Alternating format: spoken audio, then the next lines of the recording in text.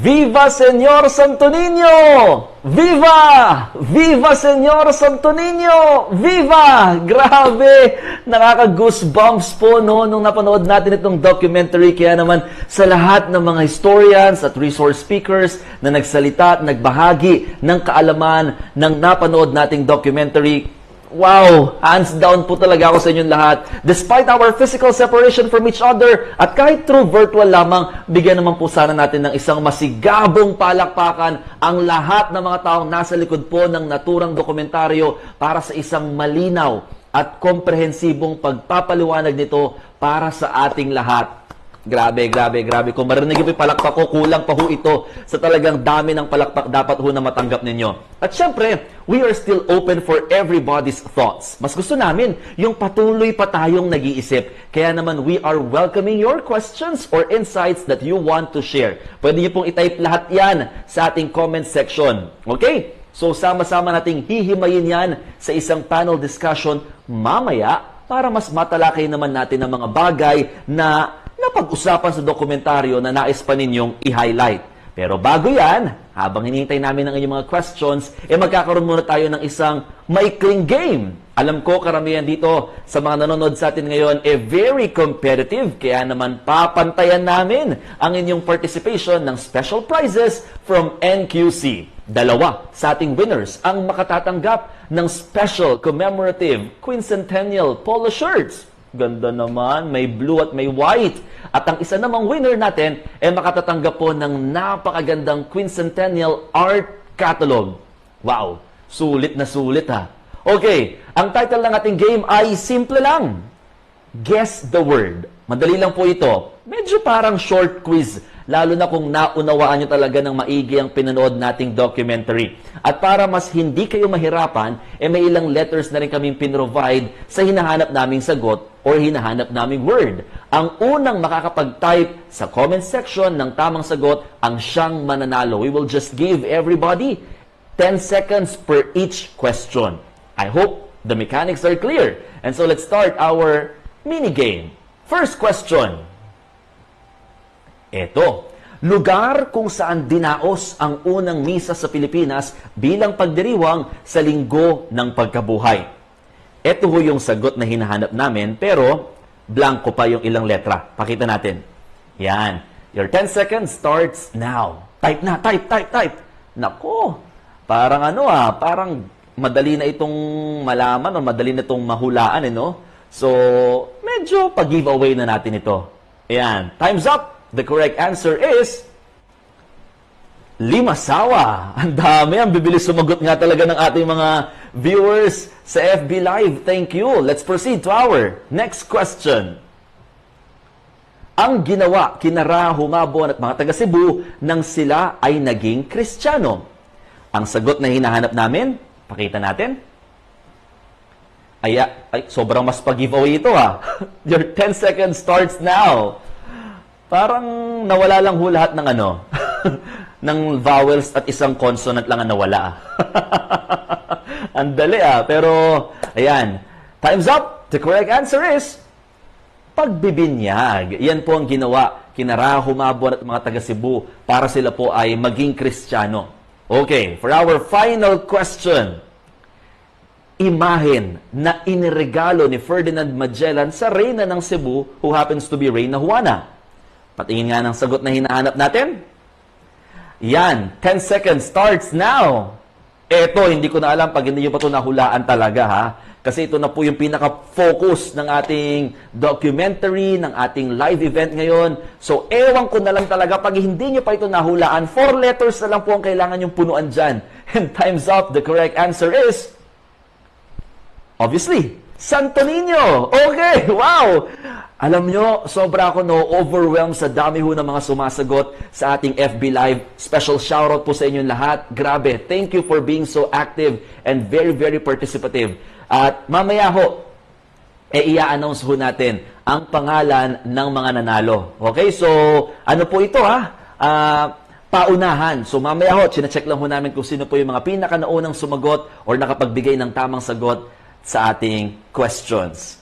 At this point, mas bigyan pa natin ng malalim na pagtingin ang ipinalabas sa documentary patungkol po sa Santo Niño. Meron tayong mga kasamang panelists para tulungan tayo sa pagpapaliwanag kaugnay sa kontribusyon ng Santo Niño sa lipunan, kultura at kasaysayan ng Pilipinas. Ladies and gentlemen, we will be joined by Professor Xiao Chua, ang historical consultant po ng Santo Niño sa kultura at kasaysayan ng Pilipinas. And of course, Sir Danilo Lumabas, isa rin sa mga resource persons po natin sa documentary at miyembro ng Philippine Historical Association. Magandang umaga po, Professor Xiao, Sir Danilo, good morning. Alright, I think nakamute ba ang mga microphones po ninyo? Ayan. Yan na, makasaysayang umaga sa inyo, Sir Mon, Danilo, at sa lahat ng ating mga nakikinig. Mabuhi! Magandang hapon. Mabuhay! Sa inyong lahat, sa lahat ng mga nanonood din sa umagang ito. Yes, sirs. Okay, bilang panimula, hingan muna namin kayo ng konting opening statements po. Itong ating mga bisita, unahin natin siguro si Professor Xiao. Please, Professor. Una sa lahat, sana nagustuhan ng ating mga manonood yung ating pagdiriwang ng kultura at kasaysayan sa pamamagitan ng Santo Niño, no? Sa 500 taong kasaysayan ng ating bansa. Napakaganda nung naging proyekto ng Project B Media at ng National Historical Commission of the Philippines at National Quincentennial Committee na ito. And I'm so honored na ako talaga yung nakatasan na maging historical consultant. And I'm very happy with the finished product. Talagang parang fiesta. Parang sinulog ang documentary natin. No? Ang galing talaga. Sobrang ganda. Totoo yan. Parang sinulog. Kala ko nga January na eh. Ang bilis, no? Ng mga ganong feeling. Pero how about you, Sir Danilo, please? Any opening statements lang po? Una, nagpapasalamat po kami sa lahat ng mga nanood ngayong umagang ito, particularly mga kasama ko ding guro ng Araling Panlipunan at mga nagmamahal sa kasaysayan. Ikalawa, nagpapasalamat ako sa lahat ng mga tao. Kasama ko si Mr. James Benedict Malabanan ay nagpapasalamat particularly sa mga grupo ng mga tao na naging bahagi sa proyektong ito. At ikalawa, sa mga taong pumili sa amin, particularly sina Professor Xiao Chua and Sir Jonathan Balsamo, na kinonsider kami na maging bahagi nitong profound at napaka-relevant na proyekto na ito na akmang-akma para sa pagdiriwang ng Quincentenaryo. At the same time, ay pagdiriwang na rin ng 500 taon ng pagdating at pagpapakilala ng Kristyanismo dito sa Pilipinas. Indeed. Okay, so ito, ayan, we are now opening the panel discussion. Sa mga may katanungan po o nais namang linawin, feel free to type your questions sa comment section together with your name, please. So, ito sir, ako muna maunang magtanong lang sana. Siguro, I'll address this question to Professor Xiao po muna. Paano lang nabago, Professor, ng Santo Niño at ng Kristyanismo yung pamumuhay ng ating mga ninuno? Okay. Medyo kaugnay yan nung tanong na ni Chu Chris, paano nakapekto Ayan, oo, sa pamumuhay naman ng taga Cebu? O para ma-address sige, connect na natin. Opo. Questions, ano? Ang nakikita ko kasi dito bilang isang istorya, hindi ko ito nailagay, hindi ko ito nasabi doon sa documentary, pero idadagdag ko na lang ngayon. Kasi later on, after ako ma-interview, na ako'y nagkaroon ng forum kasama si Professor Vicente Villan ng UP Diliman. Nag-guro ko rin yan noon at sinabi niya na yung Santo Niño pala ay naging naging popular siya sa mga coastal areas ng Visayas, including Cebu, Panay, Leyte, and all the others. Ay sapagkat ito yung mga itong mga lugar na ito yung kadalasang rine-raid ng mga mangangayaw mula sa timog ng Islas Pilipinas, So, ang nangyayari doon, kumukuha sila ng dumudukot sila ng mga tao, tapos dinadala at binebenta bilang alipin. Sa Filipino perspective, at sa perspektibo ng mga Moro at iba pang grupo sa Visayas, yun ay kanilang defiance sa mga Espanyol. Pero sa mga Bisaya, syempre, dahil yung mga tao nila yung nakikidnap, medyo hindi nila gusto yon. So, ang nangyari, ito yung nagpatatag nung resolve ng mga pintados ng mga dating mga warriors ng sinaunang Panay at Cebu na lalong kampihan yung mga Espanyol at kumbaga sumama bilang mga tropa ng Espanya, lalo na yung mga taga-Panay. So kaya makikita mo maraming Santo Niño devotions dyan sa lugar na yan ay sapagkat naging parang lakas ng mga sumunod na mga pakikibakang na pinamunuan ng mga Espanyol, ang Santo Niño na sinamahan ng mga Pilipino. So makikita mo dito na naging parang relevant yan lalo kasi ang Santo Niño devotion mula sa Espanya ay produkto ng Reconquista, yung paglaban ng mga Espanyol sa mga Moro. So may ganong dynamics yan na nangyari dito sa bansa natin. So tandaan natin, komplikado po yung history natin, hindi black and white. So dito natin makikita, nagkaroon din talaga ng tunggalian yung ating mga ninuno. At sa mga Bisaya, ang nagpalakas ng kanilang loob ay ang Santo Niño. So yun ang makikita natin dyan. And ako ina-emphasize ko to lagi, sir, na hindi lang naman parang pagpapatatag ng kolonyalismo yung naging kontribusyon ng Santo Niño. No? Kailangan nating ipakita na yung Santo Niño na isang malaking debosyong Katoliko sa Pilipinas o Kristiyano sa Pilipinas para sa Panginoong Jesucristo ay ikakabit natin doon sa naratibo ng buhay ni Jesus, di ba? Siya'y naging bata, siya'y naging katulad natin, di ba? Tapos siya'y eventually nagturo, naghasik ng kabutihan, namatay, at mabubuhay na maguli. So liwanag, dilim, liwanag. Ang narrative na yan, sabi ng mga eksperto, ang siyang magagabay sa pag-asa ng Rebolusyong Pilipino at iba pang mga lumaban para sa kalayaan na tayo ay lalaya din matapos nating magdusa. No? So yung Santo Niño at yung buhay ni Jesucristo, yung pananampalataya natin, ay nakatulong din sa pagpapalaya ng bayan at sa pagtatatag ng bansa. So yun ang isang epekto sa buhay natin. Aside from the fact na nabanggit ko na sa docu to, na yung mga sakuna sa Pilipinas ay napagtatagumpayan natin, mga hamon, tulad nitong COVID-19, na bahagi pa rin yung Kristyanismo, sentral yung Kristyanismo sa ating pagtugon sa mga hamon na ito ng ating bansa. Ang galing, no, Professor Shaun? Laki talaga ng impact pala nitong Santo Niño na ito, hindi lang sa religiosity, kundi dito sa lipunan natin, sa ating historical aspect. So, talagang it covers everything na napanood nga rin natin kanina sa documentary. Now, I address this question naman to Sir Danilo. Sir, bakit lang naging madali para sa ating mga ninuno na yakapin yung Santo Niño? Actually, in-emphasize yun sa mismong documentary dahil una, may mga parallelism kasi sa pagitan nung sinaunang paniniwala o nung paniniwalang prekolonyal ng mga Pilipino at saka doon sa relihiyon na pinakilala sa atin ng mga Espanyol. Una kanina, pinoint out ni Sir Ian Alfonso ang tungkol doon sa practice noon ng maringal na paglilibing sa mga namatay ng mga Pilipino, particularly yung kanilang mga pinuno sa bawat barangay. Na-transmit natin ito sa pamagitan ng practice natin na sinasagawa lalo na sa panahon ng Biyernes Santo. So, yung parallelism na yon sa pagitan ng mga sinaunang paniniwala at ng kasalukuyang pananampalatayang Katoliko natin dito sa Pilipinas ay naging madali para sa atin na tanggapin iyon. Dalawa, yung likas na pagkagiliw marahil ng mga Pilipino sa mga bata.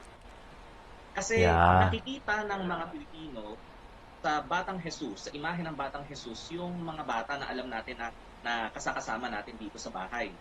And at the same time, pamagitan din ng Santo Niño, nai-imbibe natin yung ilan sa mga characteristics ng isang bata na siguro ay kinagigiliwan din ng marami sa mga Pilipino. I see. Salamat, Sir Danilo, ha. I think the initial answers of Professor Xiao and Sir Danilo already answered din yung isang question natin from Fritzy Kabigting kung bakit ganun na daw yung fascination or devotion ng mga Pilipino kay Santo Niño. I'll address na lang itong aking last question on my end po siguro, no. Any of you mga sir can answer, paano lang nakakatulong yung Santo Niño sa pagtindig ng mga Pilipino sa kolonyalismo at sa iba pa mang hamon sa ating kasaysayan, although napahapiwan to ni Professor Xiao kanina eh. Baka si Danilo may sagot na iba. Oh, sige. Kung matatandaan natin, may ilang mga pagkakataon na ginamit ang Santo Niño bilang mukha ng himagsikan. Katulad ng panahon na nagkaroon ng pagsisimula na ng himagsikan o ng revolusyon sa bahagi ng Cebu, sila ay nagpasailalim o nagpasakop sa pangalan ng Santo Niño bilang kanilang namesake. Ito'y parang hawig na hawig doon sa nung panahon na nagsisimula ng Mexican Revolution sa Mexico sa ilalim ni Padre Miguel Hidalgo, kung saan ay sinailalim nila ang kanilang sarili, kinosecrate nila ang kanilang sarili sa ilalim ng protection ng Mahal na Birhen ng Guadalupe. So, makikita pa rin natin na sa kabila ng lahat ng pagpupunyagi ng mga Pilipino na makalaya mula sa pamahalaan ng Espanya, litaw na litaw pa rin yung lalim ng pananampalataya ng mga Pilipino. At katulad nung kaninang binanggit ni Professor Xiao Chua, ang mga Pilipino nakita nila sa mukha at naging buhay ng Panginoong Jesucristo, katulad nung sinasaad sa aklat ng Passion and Revolution, na nakita nila sa mukha at sa buhay ng Panginoong Jesucristo yung naging struggles ng mga Pilipino. Na sa kabila ng paghihirap na tinamasa ng Panginoong Jesus noon dati, eventually, matatamo natin ang gloria o yung kaginhawaan o kaluwalhatian. So may mga ganong instances lalo na sa Cebu na nangyari, yung ganong klase na sitwasyon. Madagdag ko lang, Yeah. Mon? Yes, Professor. Oo. Opo. Gusto kong basahin yung sinabi ni Miguel Lopez de Legazpi sa hari ng Espanya nung natagpuan yung Santo Niño. Just to emphasize how di ba, may yun nga yung the other argument, the other side of the coin is parang napatatag ng Santo Niño yung resolve ng Espanya para sakupin tayo, di ba? Ang ganda nito I beg His Majesty to send some of His aid, sabi niya, because it is worth knowing and so that Your Excellency may understand that God, our Lord, has waited in this place. So dahil nung natagpuan yung Santo Niño na iniwan ni Magellan, parang hinintay tayo ng Diyos para gawin natin yung dapat natin gawin dito. Yes. Di ba? Parang siya naging omen. Correct. Good omen for legacy. Parang may divine intervention talaga, no? Yes. Pero, Okay. in the same vein mo, napakaganda ng papel ng Santo Niño at ng Kristyanismo sa himagsikan.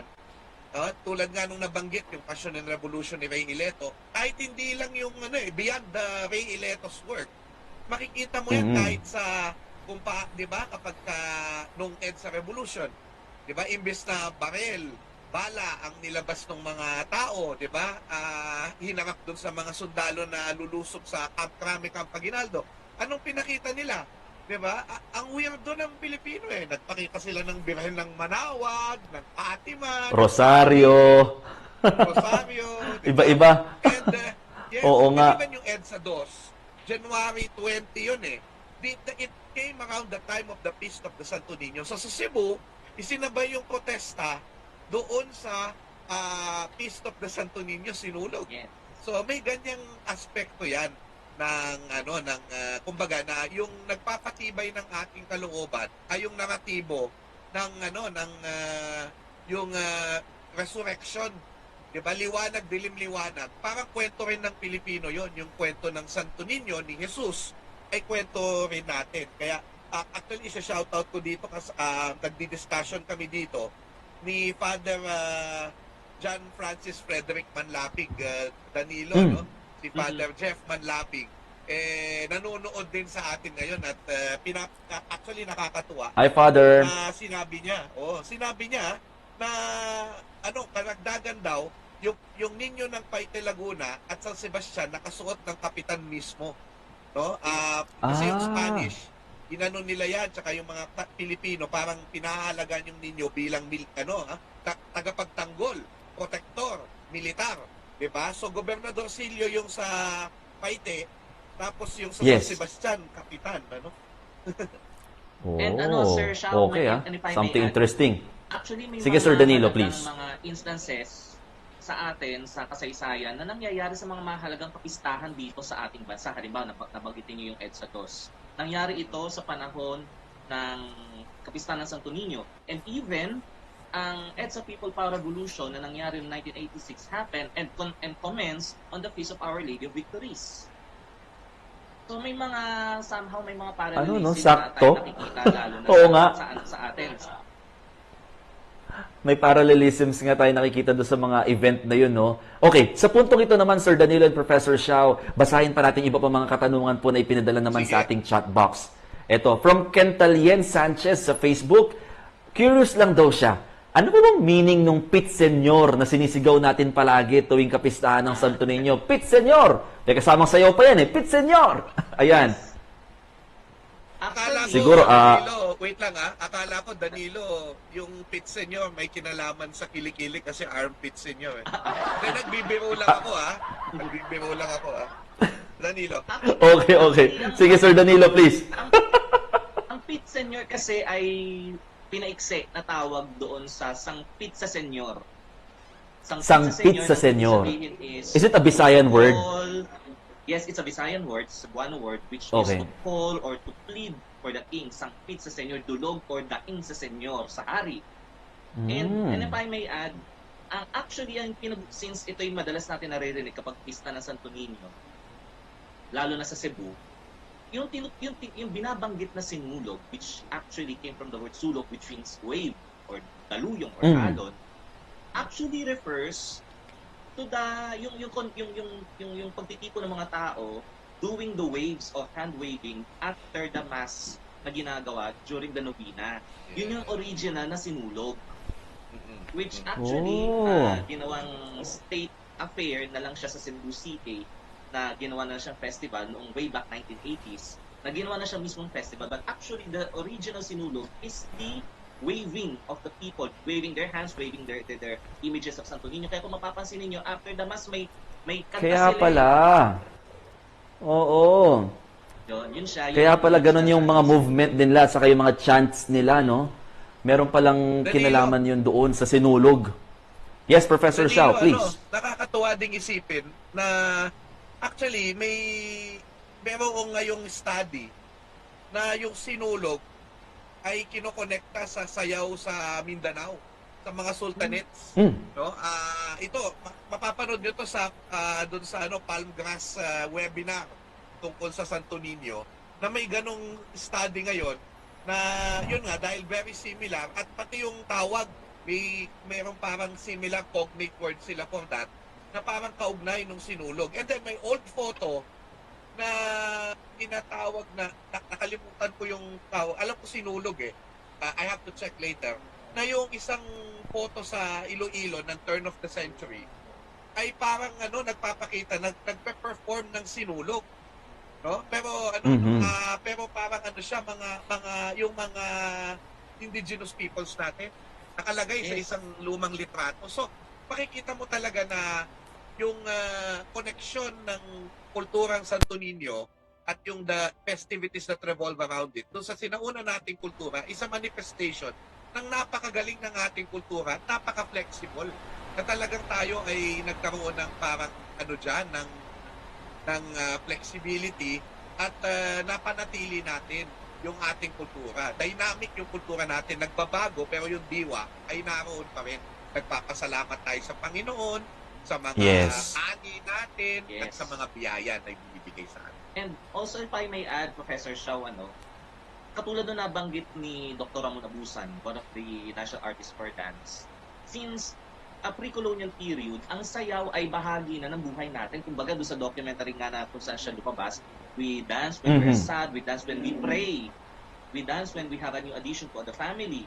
Kaya hindi nakapagtataka kung bakit may ganong klase ng element doon sa paraan ng pagpupuri natin sa Diyos. Hindi nakapagtataka ito halimbawa dito sa bahagi ng Bulacan, sa may bahagi ng Bando, ang isa sa paraan ng manifestasyon nila ng panalangin at pasasalamat ay yung Kasilunawan ay pagsasayaw. papuri sa pagbibigay parangal sa tatlong patron ng Ubando, yung si Pastor Pagmainos, sa Pagkara de Asis, Bibira sa Lampao. Sa Cavite, sa bahagi ng Pate sa Laguna, pinararangalan nila ang biyernes sa pamagitan ng sayaw ng turumba. So, integral sa ating mga Pilipino ang sayaw. Hindi lamang paraan ng entertainment, kundi paraan ng pagbibigay ng papuri at pasasalamat sa Diyos sa mga biyayang tinatanggap natin. Ito Okay. lang ang pinaalala sa akin ni Ian Alfonso, ano? Moro-moro. Ano yan, sir? Ang tawag sa moro-moro, ibig sabihin, ito yung performance ng paggunita dun sa paglaban ng mga Kristiyano sa Visayas sa Moro. Yun ang sinulog, apparently, sa konteksto, no? Na isulat na yung artikulo na yan, no? So, salamat po na yan si Okay. Nereo Luan ang siyang may article about.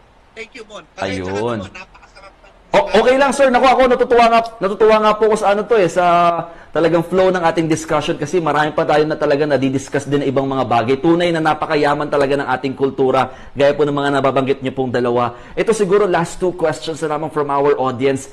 From Aaron Canasa on Facebook, bakit daw nakasanayan ng mga Pilipino na bihisan yung Santo Niño ng mga iba't ibang characters at okay lang daw ba yun? Yung binibihisan ng iba't ibang damit. May nakikita nga kasi, Santo Niño nakadamit na pang pulis. May iba, Santo Niño nakadamit na pang farmer. Siguro, sino po? Sir Danilo? Mauna muna naman yan? Sige, Si sir. Danilo siya yung susunod.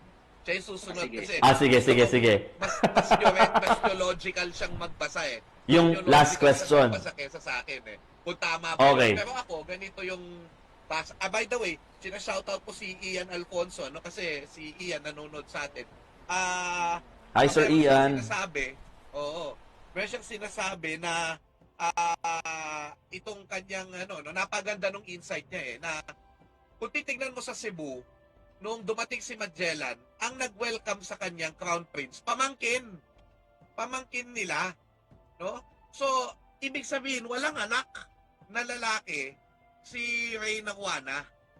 So, napakagandang insight na dahil walang anak si Reyna Juana, yun ang isa sa dahilan kung bakit na magnetize yung Reyna Juana at hiningi ang Santo Niño. Kasi nga, batang maliit. At dahil naging bata, at ito nga, i-connect ko na rin doon sa tinatawag kong the beauty of Christianity. Bakit natin niyakap ang Kristyanismo? Bakit natin binibisa ng doktor? Binibisa natin ng Palaboy. Actually, maganda yung Santo Niño de Palaboy. Popular na imahe yan. No, doktor, fireman, lahat na ng profession natin. Kasi, alam mo yung sinasabi sa banal na kasulatan, yung Emmanuel, God is with us. Diba? Whatever it is that you do to my brothers, to the least of my brothers, you do to me. So that's one. Na ang Panginoon Diyos, pag nakipagkapwa ka, para na rin para na rin minahal mo ang Diyos. Pangalawa, yung doktor, yung ganyan, nakakatuwa yun kasi parang nakaka-relate tayo sa Santo Niño. Parang ito yung beauty of Christianity, Danilo at saka Mon, na we are like, yung pag nakikita natin ang Diyos, hindi siya parang nakaupong mataas sa langit na tinitingnan lang tayo at nanonood lang sa atin. Pinapakita nito na dahil ang Panginoong Jesucristo ay naging bata, naging tao, naghirap, di ba? Ito ang Panginoong Diyos, Panginoong Jesus, na makikinig sa akin kasi naiintindihan niya kung paano maging tao. Tinukso siya, naranasan niyang magutom, naranasan niyang maghirap, magpakasakit, siya ay inapi, siya ay binugbog, siya ay pinako sa krus, siya ay namatay. At siya ay nabuhay na maguli. So parang nakikita natin na naiintindihan niya tayo at tutulungan niya tayong mabuhay na maguli. I think yun ang isa sa dahilan kung bakit niyakap natin ang Kristyanismo, niyakap natin ang Santo Niño, ay sapagkat ito ang Diyos na nakipagkapwa tao sa tao. Nakipagkapwa ang Panginoong Diyos sa tao. So, I think yun ang dahilan kung bakit nakikita natin yung iba't ibang anyo ng Santo Niño.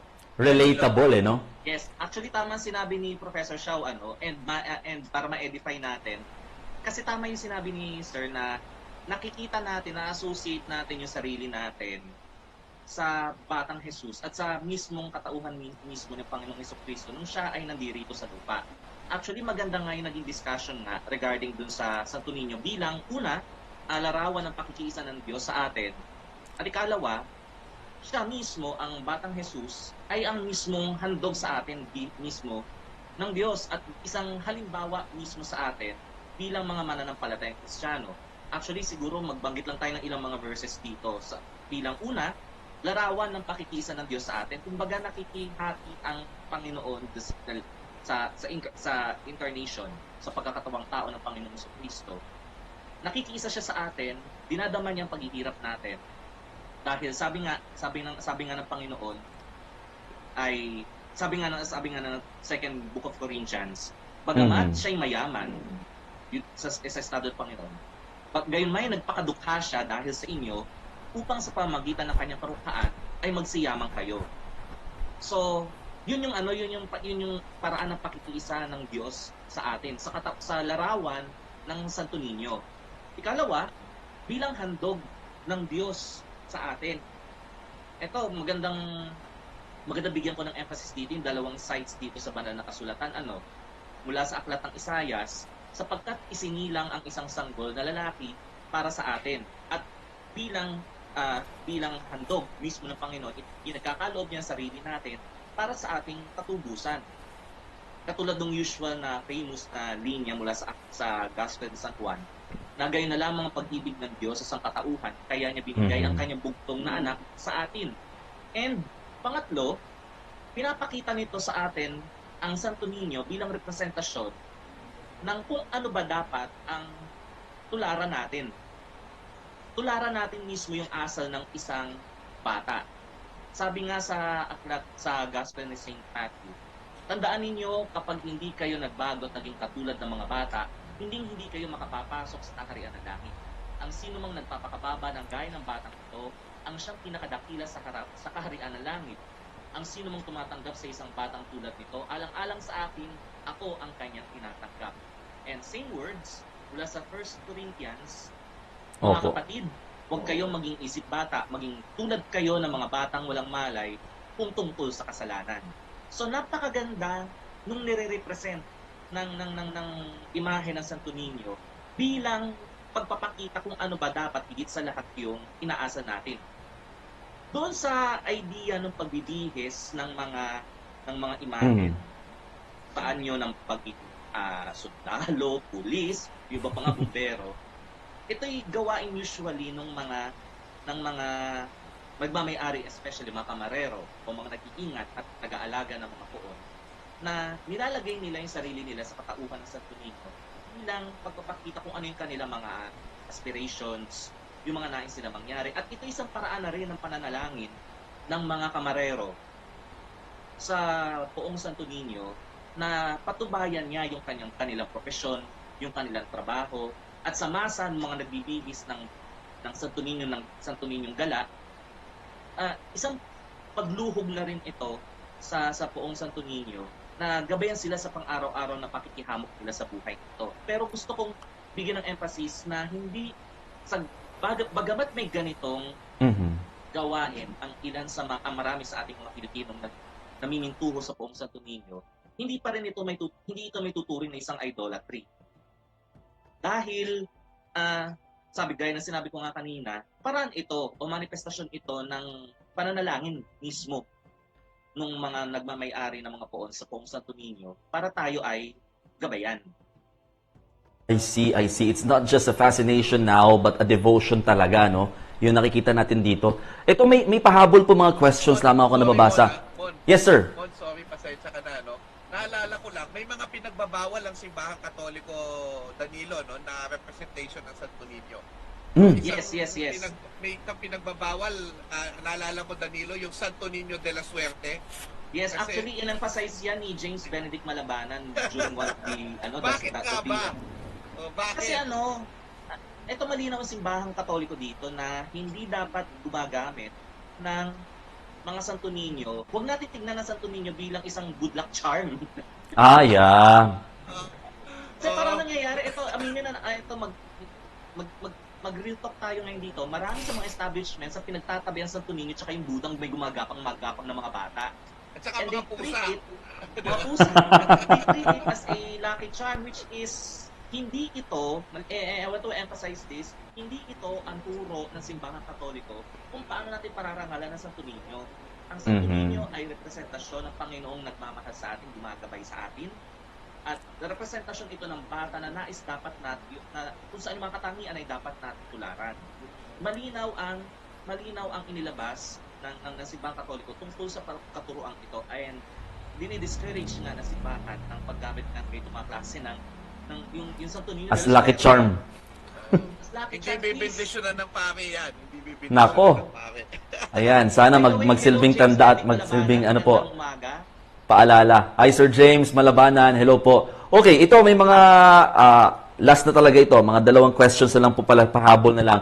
From CM Kuwi, nababasa ko lang sa Facebook Live, sabi niya, hello po, I would like to ask if there were information about the connection between Santo Niño as Santo Nilio, the pre-colonial child deity of miracles. Just want to know. Baka ho may idea ho kayo regarding sa Santo Nilio? Ay, Have you read that? Itong Aswang Project. Kasi ngayon ko lang narinig yan. Hindi rin kasi ako, I don't know everything, hindi ako expert sa mga Bisaya. Pero apparently, meron ngang Santo Nilio, pero kailangan pag-aralan mabuti ito eh. Kasi hindi kaya ito ay Danilo. Parang, di ba nung unang panahon, parang may mga akala tayo na mga pre-colonial, pero sa totoo lang, hindi pala siya sa ating mga ninuno. Sa halimbawa, may isang version ng Sikalat at Sikabay, Wigan at Bugan, isang version na parang Adam and Eve, na nauna yung lalaki sa babae. Na ibang-iba dun sa mga usual Sikalak at Sikabay, malakas at maganda narratives ng sinaunang bayan, na sabay yung dalawa. Kasi apparently, mukhang nahaluan na ng impluensya ng mga Espanyol, ng mga Europeo, yung narrative na yon nagbago. So, yung teorya ko, although of course, baka mas maganda kung ekspertong Bisaya ang magsabi, baka yung Santo Nilio, baka naman narinig din ng mga katutubo, tapos Santo Niño siya, naging Santo Nilio, tapos inappropriate. But it doesn't change the fact that we see Danilo and Mon na talagang konektado yung sinaunang kultura natin dun sa pananampalataya. And of course, I have to bring this up, Danilo, no? Debate sa simbahan yan eh. Kung tatanggapin ba yung folk Christianity. Diba? Kasi, kanina, didiscuss ni Danilo, ito yung katuruan ng simbahan, ito yung doktrina. Pero, meron din kaunti tayong sinasabi na konting, hindi naman leeway, pero meron tayong konting recognition. Diba? Through Vatican II. Diba ito sa tinatawag na Sensus Fidelium at saka Sensus Fidelis. Merong faith na nanggagaling sa puso ng tao na not necessarily doctrinal pero puro at nagbibigay ng pagpupugay sa Diyos. Doon yung leeway, doon sa tinatawag nating cultural appropriation ng religion. Although of course, hindi dapat ito susobra. Yun lang yung may mga guidelines ang mga kaparian na hindi dapat sumobra yung pag-aalaw dun sa cultural appropriation. Because you cannot deny that culture will always take a role. Dahil kung hindi dahil sa kultura, hindi naman tatanggapin ng isang pananampalataya. Yun ang kailangan makita na. And actually, hindi lang tayo may ganitong klase ng idea. Even the South American countries, meron silang concept ng synchronization, which they call as the Santa Muerte. Yung meron silang image ng female na naka-skeleton siya. And ginagawang pa nga, skeleton siya, pinipintuho siya bilang parang isang santa, pampaswerte rin. Ginagawang pa siya ng altar sa mga labas ng bahay nila. Pero ito'y kinukundina ng simbahan katoliko. Itong sa kaso ng Santo Niño, ito isang kaso ng synchronization din. May mga cases kasi na paano ba ito sasabihin? May mga cases na napaghahalo natin yung mga folk beliefs natin before dito sa practice natin na sinaunang Kristyanismo. One clear example, of course, Sir Xiao Chua, yung mga kapatid natin mula sa bahagi ng Dolores, Quezon, na nagpa-practice ng kanilang sariling folk beliefs. Yung napaghahalo nila yung folk beliefs nila tsaka yung ilang mga tenets ng Kristyanismo. Itong kaso ng Santo Niño ay hindi nalalay sa ganitong klase ng practice. Siguro maging wari lang siguro yung ilan sa mga nagpa-practice ng relihiyong Katolisismo na baka naging more superstitious na ang dating, lalo na sa kaso ng paggamit natin ng ilang mga katuruan, especially paggamit natin ng mga images, mga Catholic images. Maging wari lang tayo kasi baka mamay bumaboundary na tayo doon sa veneration of images, doon sa idolatry. Tama, magkaiba yun eh. Oo, magkaiba talaga yun, no? Yung ganong mga pagtingin. So, ito, ang dami humahabol ng mga questions, pero ang nakakatuwa lang ho na on our Facebook Lives, on the comment section, talaga nagiging parang discussion na rin po ito, no? Ng iba't ibang mga tao, nagbibigay din ho sila ng mga insights nila dito. And so, ito may isang tanong, parang na-curious lang din siya kasi nabanggit ho yung sa Santo Niño de Cebu, Santo Niño de Tondo, sa Pandacan. Na-curious naman yung sa Santo Niño de Pasión. I think it's in Navotas, if I'm not mistaken.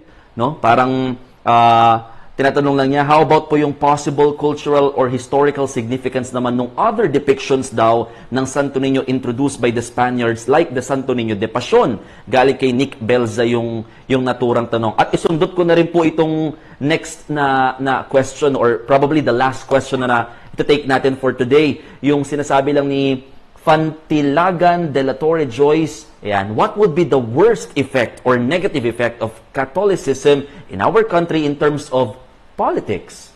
Yan, shoutout din daw sa YUMS Compassion students ni Fantilagan de la Torre Joyce. Sige, si Danilo muna doon sa Okay. Santo Niño de Pasión. Doon sa Santo Niño de Pasión, it's no less than like what we have discussed, na ang theological background kasi ng Santo Niño de Pasión ay katulad nga ng hindi nga siya sinasabay sa pagdiriwang ng pagdiriwang ng Santo Niño mismo ng Enero, kundi pinagdiriwang natin siya during the weeks of Lent. Hindi siya sumasabay kasi gustong ang pinaka theological or pinaka religious background nitong mismong Santo Niño de Pasión ay isang paraan ng pagpapakita na sabi pa nga una, bata pa lang daw si Jesus ay meron na siyang idea kung paano yung mararanasan niyang hirap or passion. Nagkaroon daw siya ng pangitain na ito yung daranasin niyang hirap at ito yung dahilan bakit yung particular na imahe na ito ng Santo Niño de Pasión ay malungkot ang Santo Niño, hindi katulad ng alam natin Santo Niño na meron tayo. Tangan niya yung mga instruments of passion, yung koronang tinik at saka yung pakong pagpapakuan sa kanya. So ito'y paraan ng pagpapakita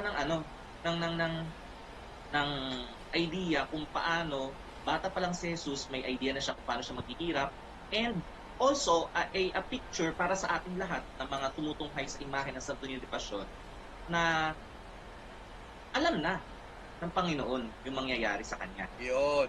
Yes. Okay.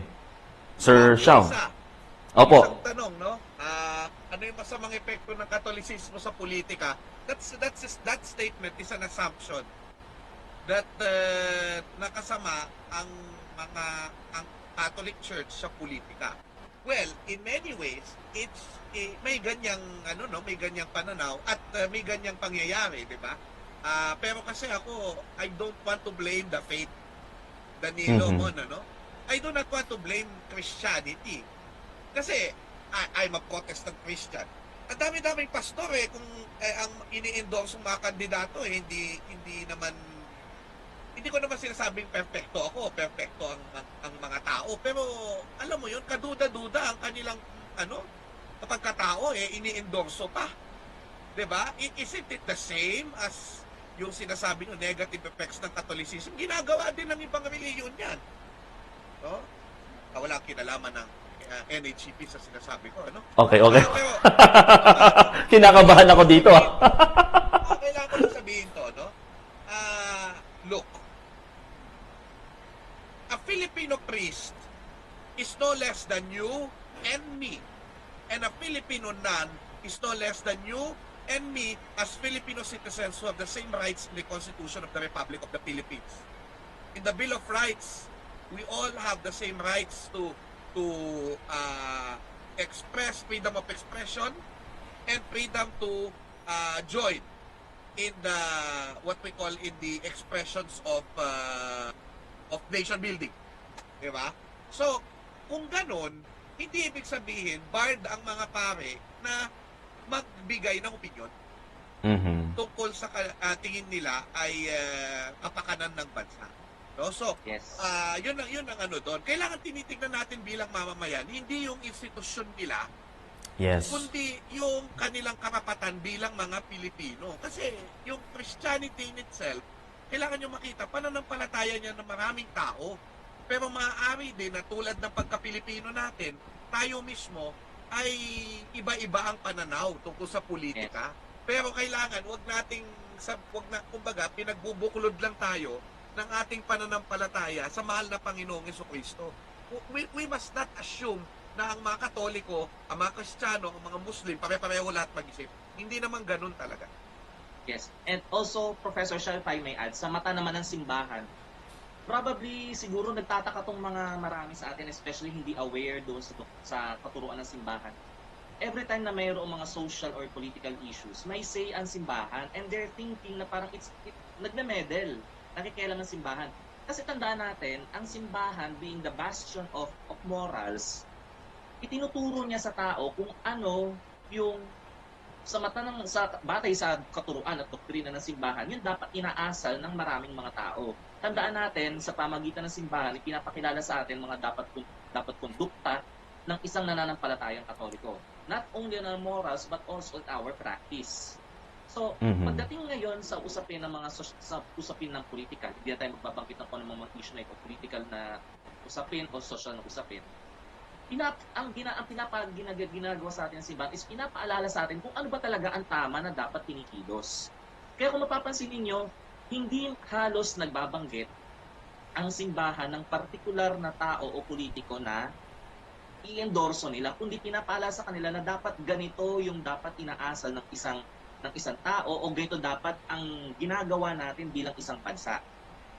So bilang bilang mga obispo, normally kasi mga obispo at mga pare nagsasalita nito, it's their obligation na ipaalala sa mga tao kung ano ba dapat, lalo sa mga mananampalatayang Katoliko, kung ano ba dapat yung ino-consider nila at kung ano ba dapat yung dapat gawin at maging bahagi sa pagdesisyon ng mga Katoliko, ng mga Kristiyano, lalo na sa usapin ng politikal. Kasi minsan ang nangyayari dahil nga sa usaping politika, sa usaping panlipunan, nadadala tayo ng emosyon natin, nadadala tayo ng mga biases natin, mga personal biases natin.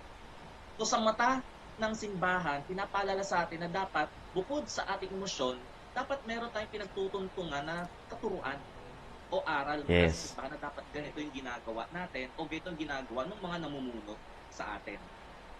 Okay. Nako, napakasarap naman ng exchange of thoughts na ito, no? We are just pressed for time, pero nakakatuwa lang din. I-shoutout natin yung ilan talaga sa mga active po sa Facebook Live na nagbibigay din ng kanilang mga insights, sina Ile, Eknal, Avlis, pero pag binaligtad, Eli, Lance Silva, Joshua Mariano, Rael, ayan, Lance Eli Silva, Rael Villavicencio Tan, Nick Belza, James Benedict Malabanan.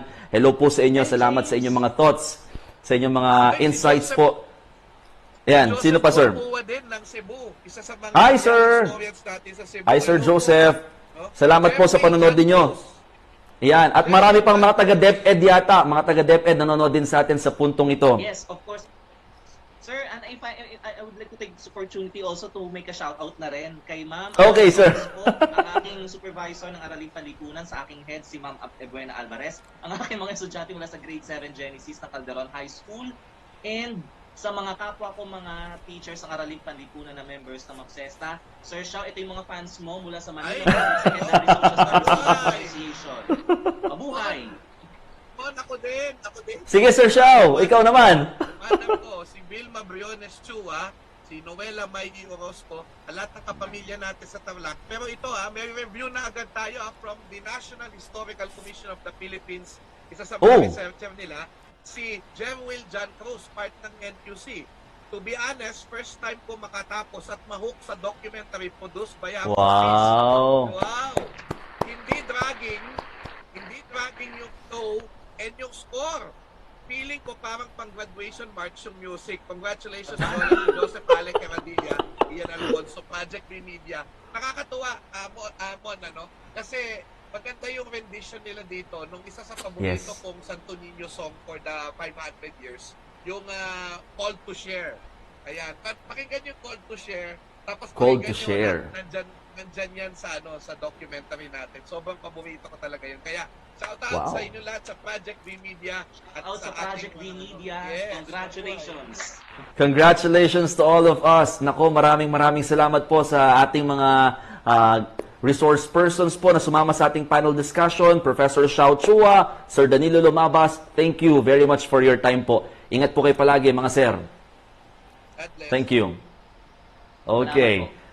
Salamat din po. Sa puntong ito, nako, malamang marami sa inyo ay nag-aabang din ito, di ba? I-announce na po natin ang mga nanalo sa ating game. Pero unahin muna natin yung prizes po na maaari makuha ng mga winners. Nandyan, syempre, yung, ayan, nako, special commemorative quincentennial polo shirts.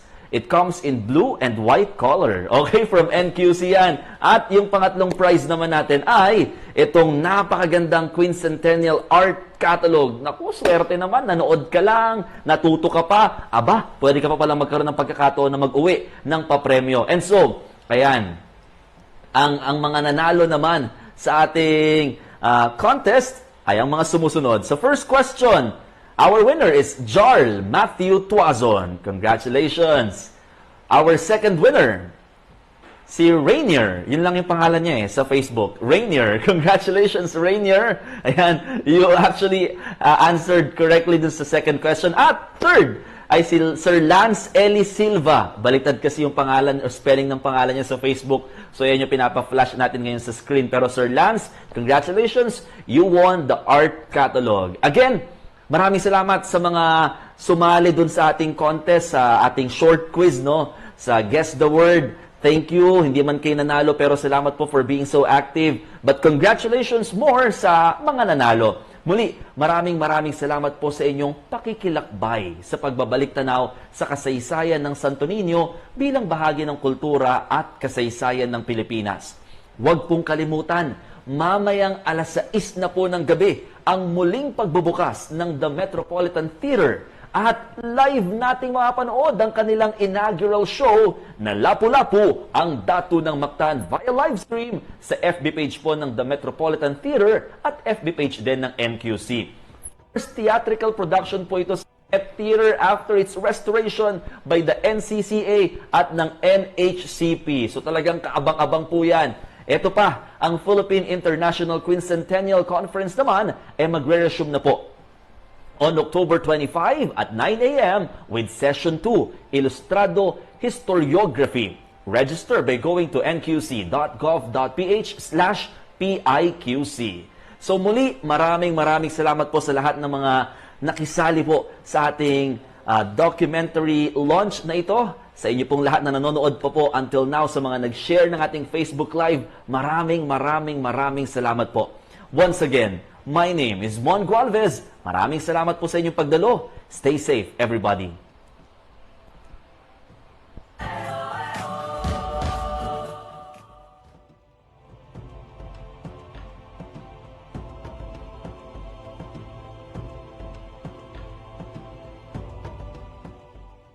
Why did Juana ask for the Santo Niño?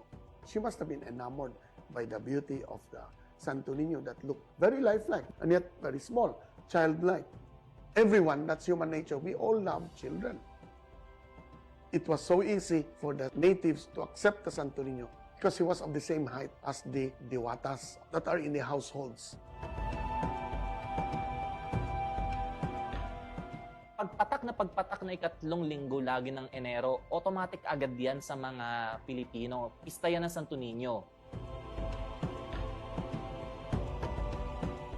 Malaking factor din yung mga chants, saka movements, sayaw.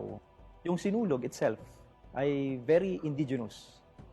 So, idinikit natin yung sinulog na sayaw sa Santo Niño.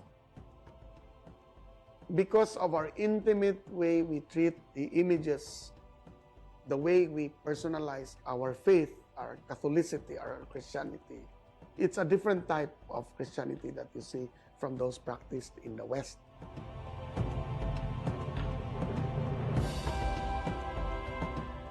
Kumbaga sentral sa 500 taon na kasaysayan ng Kristyanismo, yung Santo Niño bilang isang historical at kultural na imahe na nagre-represent hindi lang sa paniniwala, kundi pati sa kultura at pagkataong Pilipino. Kumbaga siya yung naging instrumento ng pagkakilala natin kay Jesus. Ito, hanggang ngayon, ang isa sa pinakamalakas na manifestasyon ng pananampalatayang Pilipino